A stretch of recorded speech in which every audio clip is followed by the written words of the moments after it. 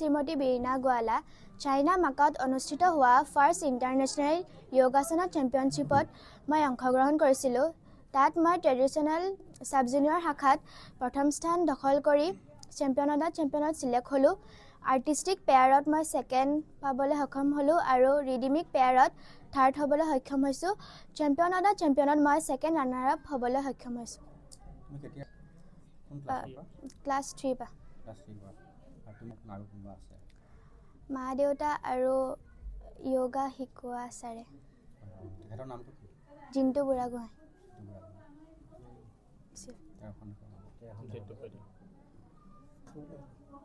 14 আৰু 15 জানুৱাৰীত এই খেলখন অনুষ্ঠিত হৈছিল।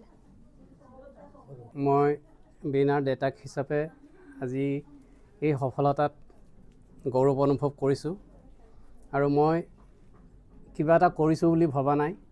মই জাষ্ট সময় আৰু অকণমান টকা পইচা সহায় কৰিছোঁ।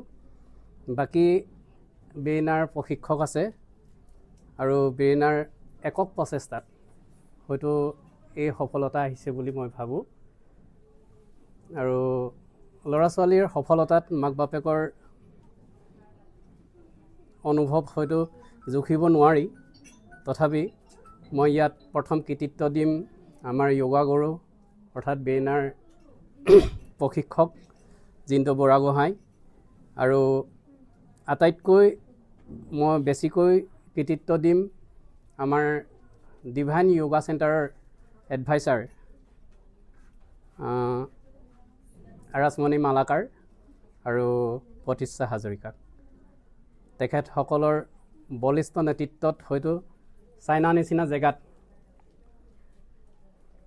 আজি এই খেলখন খেলি আহিব পাৰিছোঁ।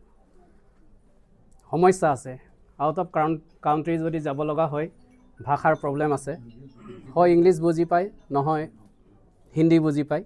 তথাপি বাইদেউৰ এটা বলিষ্ঠ কৌশলী নেতৃত্বত আমি চাইনাহেন জেগাত ছোৱালীজনীৰ সফলতাৰ মুখ দেখিব পাইছোঁ আৰু মোৰ শুভাকাংক্ষীসকলৰ পৰা সদায়েই আশা কৰিম আশীৰ্বাদ।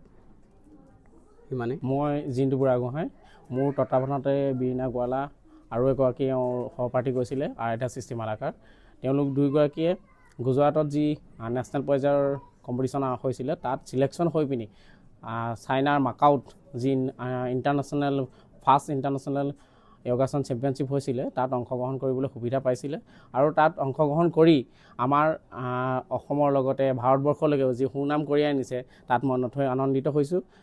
তেওঁ নিজৰ ইভেণ্ট ট্ৰেডিশ্যনেল আৰু আৰ্টিষ্টিক পেয়াৰ, ৰিদমিক পেয়াৰ আৰু আৰ্টিষ্টিক এনে 4টা ইভেণ্টত অংশগ্ৰহণ কৰিছিলে।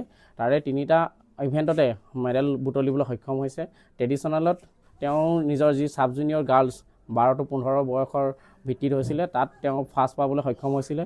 তাৰ পৰাই ছিলেকশ্যন হৈ চেম্পিয়ন অফ দ্য চেম্পিয়নত তেওঁ কম্পিটিশ্যন কৰিবলৈ সক্ষম হৈছিলে আৰু তাত তেওঁ ছেকেণ্ড ৰানাৰ্ছ আপ হ'বলৈ সক্ষম হৈছিলে আৰু তাৰ লগতে তেওঁ আৰ্টিষ্টিক পেয়াৰত ছেকেণ্ড আৰু ৰিদমিক পেয়াৰত থাৰ্ড পজিশ্যন পাবলৈ সক্ষম হৈছিলে।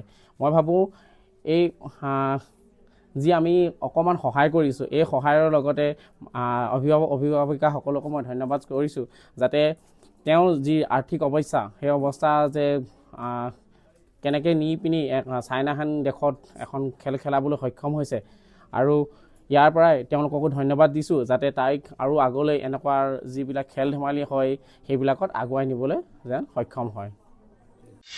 অসম সংবাদ, আপোনাৰ মঞ্চ, আপোনাৰ কণ্ঠ।